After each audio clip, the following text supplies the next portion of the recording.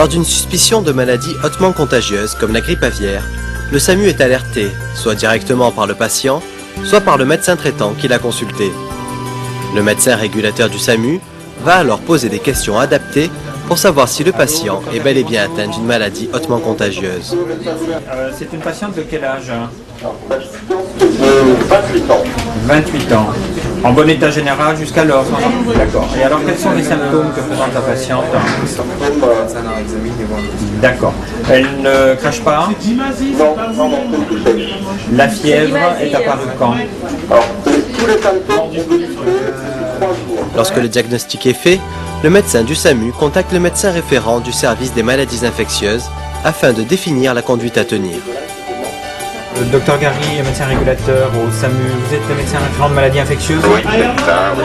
Oui, écoutez, j'ai eu un appel téléphonique d'un médecin généraliste qui est en train d'effectuer une consultation au domicile d'une patiente. Le médecin référent du service des maladies infectieuses contacte ensuite le médecin senior du service d'accueil d'urgence pour le prévenir de l'arrivée d'un patient suspecté de maladie infectieuse. Et le SAMU? Une suspicion de grippe aviaire? À tout à l'heure, merci.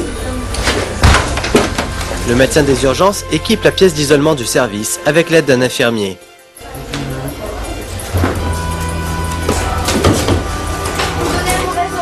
Les aérations de la pièce sont arrêtées.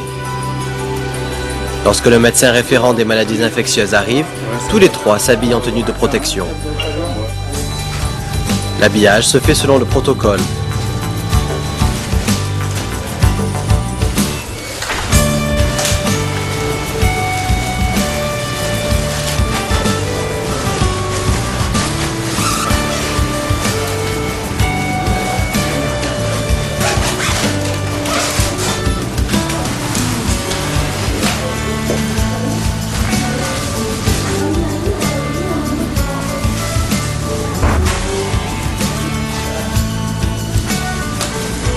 Lors de l'habillage, le plus important est de bien ajuster son masque. Au SAMU, le véhicule d'intervention est équipé selon les protocoles en vigueur.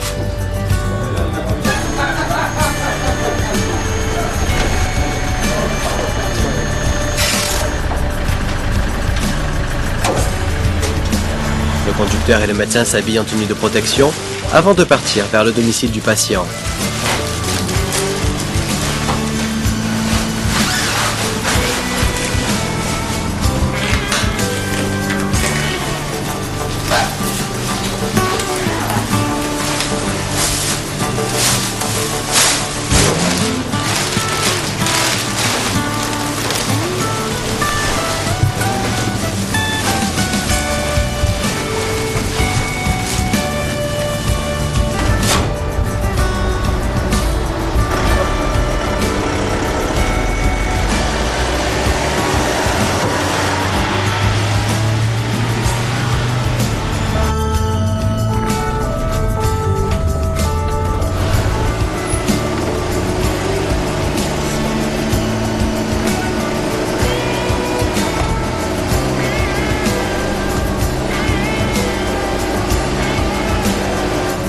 Une fois sur place, le médecin du SAMU va poser quelques questions au patient et il va l'équiper d'une tenue de protection jetable. Cette personne. Je pense que j'ai de la fièvre. Vous n'avez pas prise encore? Non. D'accord. Et pas trop essoufflé? Un petit peu il y a 3 jours, là ça va mieux. Mais... D'accord. On va ouvrir une petite tenue de protection. Vous avez déjà un masque qu'on va compléter avec ce qu'il y a là-dedans. Pour ensuite monter dans un véhicule qui est protégé avec du plastique à l'intérieur, pour vous amener jusqu'au service référent de maladies infectieuses. D'accord? Donc je vais simplement vous aider à vous habiller.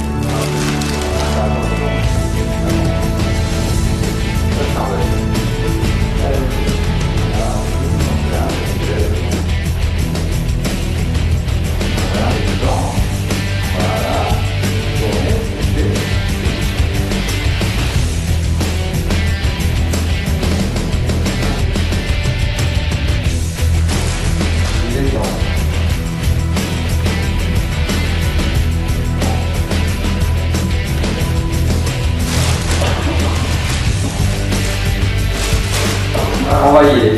Allez, on y va.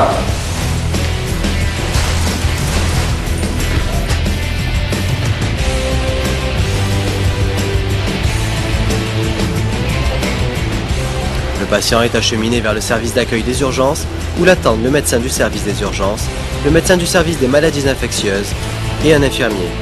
Tous sont en habit de protection.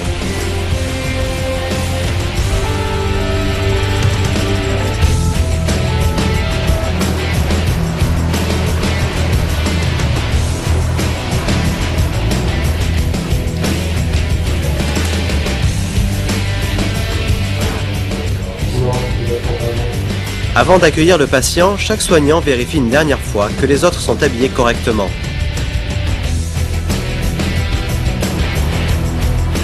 Le patient ne passe à aucun moment par l'intérieur du service d'accueil des urgences et n'a aucun contact avec quiconque, mis à part les personnes en habit de protection.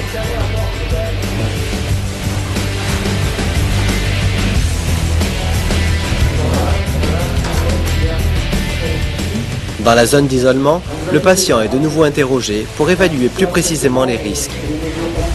Alors madame, vous venez d'où? d'Indonésie. Depuis quand? Ça fait une semaine, Une semaine. Et vous avez commencé à tomber malade quand, à peu près? 3-4 jours. 3-4 jours? C'était quoi? Ça s'est manifesté comment? Un mal de tête, la Oui. toux. Vous avez de la fièvre aussi? Des prélèvements biologiques sont réalisés à l'aide d'un kit de prélèvement prévu à cet effet. Et puis un autre au niveau de la gorge. Ok? Asseyez-vous. Vous pouvez retirer votre masque, s'il vous plaît? Voilà. Super. Voilà. Voilà la bouche, serrez la langue. Ah.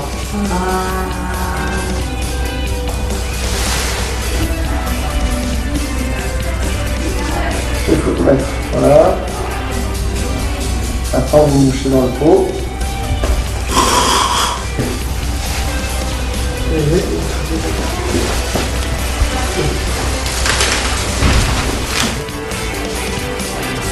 Sinon, vous avez vos vaccins à jour? Ça va?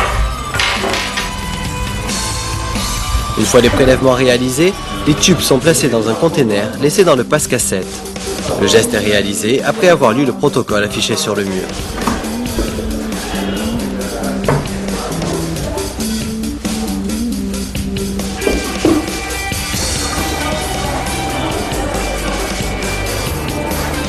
Le conteneur est récupéré par le passe-cassette à l'extérieur de la zone d'isolement, par une infirmière portant des gants et un masque. Il est ensuite déposé dans un emballage carton.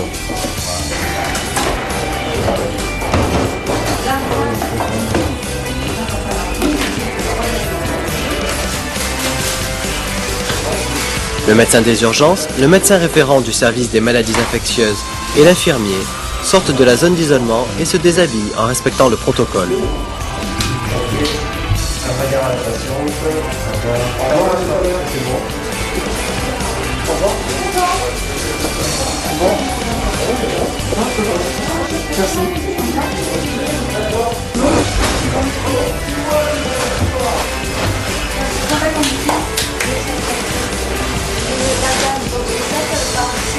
Le médecin référent du service des maladies infectieuses remplit ensuite les bons d'examen correspondant au prélèvement réalisé. Puis il prévient par téléphone le biologiste de garde du laboratoire P3 de la Timone de l'arrivée des prélèvements.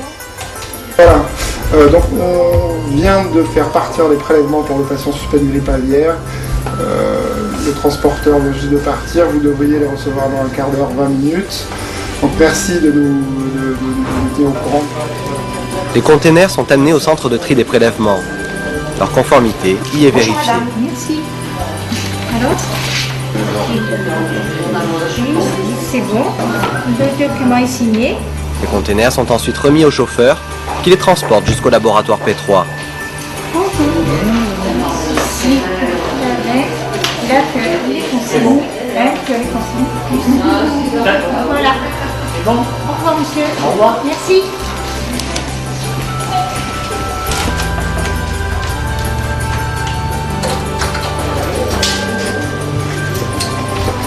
Les prélèvements sont introduits dans le laboratoire P3 par un passe-cassette.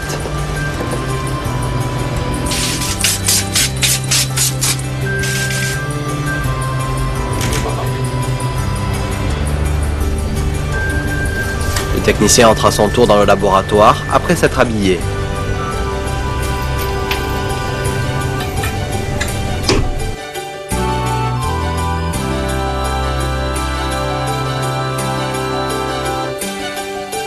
Les acides nucléiques sont extraits et les prélèvements décontaminés. Le technicien les sort ensuite par le passe-cassette.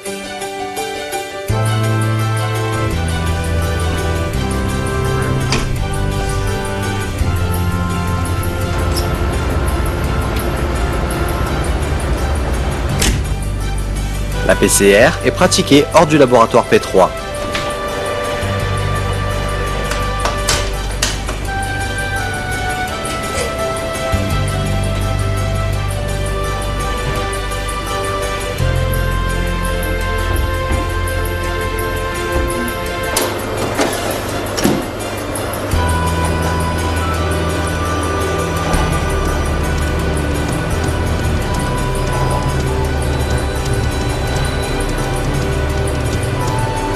Les résultats sont rendus immédiatement au clinicien par le médecin biologiste avant d'être transmis à l'Institut de veille sanitaire. Allô l'INVS, oui c'est le docteur Charel, laboratoire de virologie à Marseille. Je vous appelle au sujet du résultat de la suspicion de grippe aviaire qu'on a reçu aujourd'hui. Donc toutes les analyses... Lorsque les résultats indiquent que le patient est contaminé, les malades présents dans la zone de confinement du service des maladies infectieuses doivent être transférés, avec l'aide du directeur de garde, vers les autres services de la PHM. Madame Sarantino, bonjour, c'est Madame Sarinka, le cadre de garde de santé, maladies infectieuses. Je vous appelle parce que nous avons une alerte P3 et je vous demande l'autorisation d'évacuer les patients qui sont dans cette zone, dans les autres services de l'hôpital. Les chambres du SAS sont vidées de leur matériel. Les chambres de la zone de confinement sont équipées avec le matériel nécessaire en suivant le protocole et les kits d'équipement.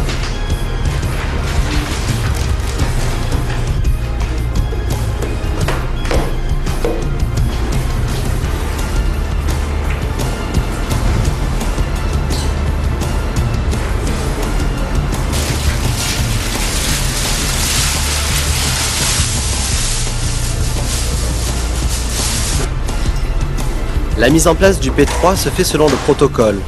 Les portes d'accès direct à la zone, les portes des pièces internes et les escaliers sont verrouillées. La porte de l'arrivée de l'ascenseur en zone P3 est ouverte. Les portes de toutes les chambres de la zone de confinement sont fermées. L'asservissement des portes de la zone de confinement est armé. La pression dans les chambres est vérifiée. Le sas d'habillage est équipé avec le matériel nécessaire selon le protocole.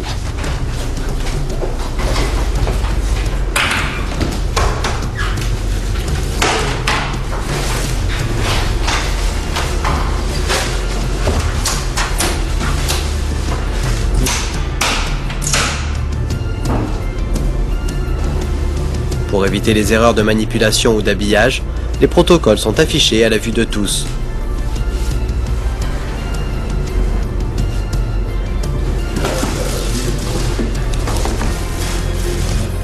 Une fois le sas d'habillage prêt, le sas de travail est équipé à son tour.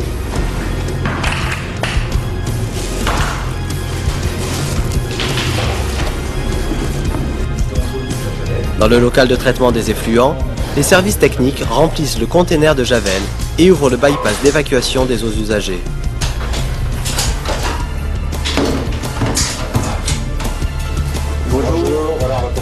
Le médecin du service des maladies infectieuses, en présence des pompiers, ferme les clapets de désenfumage.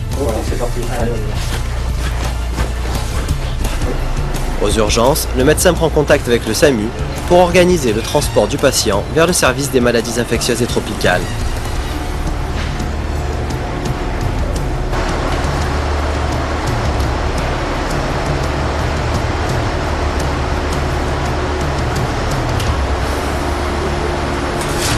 Pendant ce temps, dans le sas d'habillage, le médecin du service des maladies infectieuses et une infirmière s'habillent en tenue de protection en respectant le protocole d'habillage. Entrer dans le sas habillage, mettre la combinaison intégrale, mettre une première paire de gants, mettre une surblouse, mettre une deuxième paire de gants en passant sur les manches de la surblouse, mettre un masque FFP2 ou FFP3 pour les soins rapprochés, mettre des lunettes, mettre des surchaussures.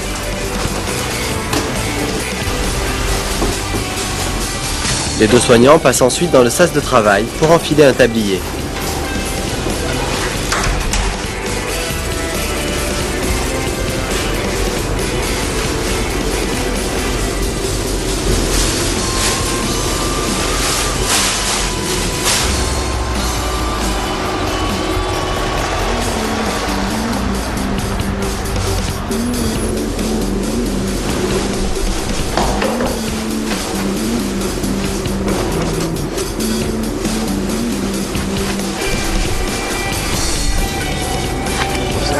Une fois arrivé, le médecin du SAMU accompagne le patient devant l'ascenseur où le médecin du service des maladies infectieuses et l'infirmière l'accueillent.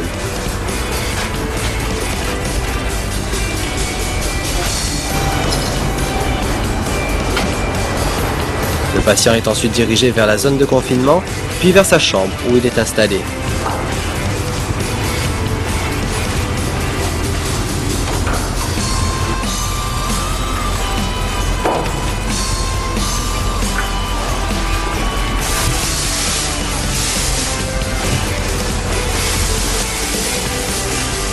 Avant de sortir de la chambre, le médecin et l'infirmière commencent à se déshabiller en suivant le protocole de déshabillage. Enlever le tablier et le mettre dans le sac poubelle jaune, enlever la surblouse en entraînant la deuxième paire de gants et mettre le tout dans le sac poubelle jaune. Une fois hors de la chambre, le médecin et l'infirmière sortent de la zone de confinement par le sas de travail où ils enlèvent encore une partie de leur équipement, lunettes, surchaussures,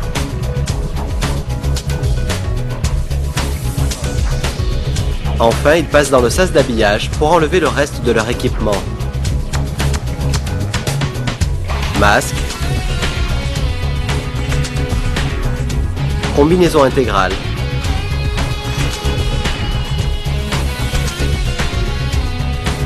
gants.